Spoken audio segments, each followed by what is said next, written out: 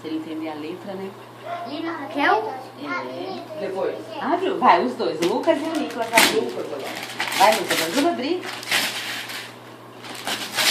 Ajuda a abrir. Tá escrito na cara. Patinete? Abre. Direitinho. Patins. Patins? Ganhou um patins. Na hora de patins, hein? Sabe andar, Nicolas? Olha. Você Foi lá sabe? conseguir abrir, você pode dar ele. Você gostou? Agora rasga a caixa por baixo, que é mais fácil pra ele. Hein? Você gostou do, Gostou do patins? Ó, vem com capacete.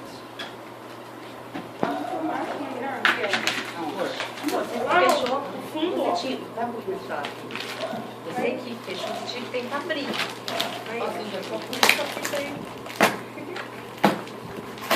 Ele colocou uma fita bem. Vai andar de patins agora, ó. Mamãe, tá aguentando. Pode abrir. Nossa, o que é isso? Patins pequeno. Outra caixa, Nicolas? O que tem aí, filho?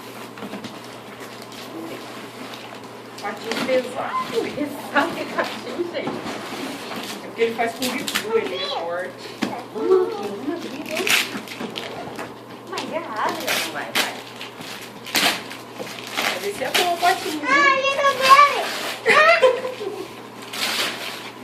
O que é isso aí? Xbox. Mas será que você gosta de beber? Acho que não, hein? Você gosta de enganar? Olha lá. Um Hot Wheels tem dentro. A vizinha tá muito... Ah, tem isso. É legal. Ligou junto, né? Ah, isso que você falou. Nunca já era ótimo.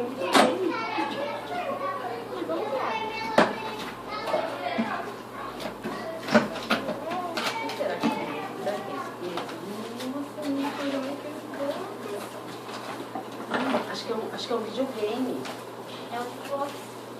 Vamos ver. Vamos ver aqui, bom, pode tirar.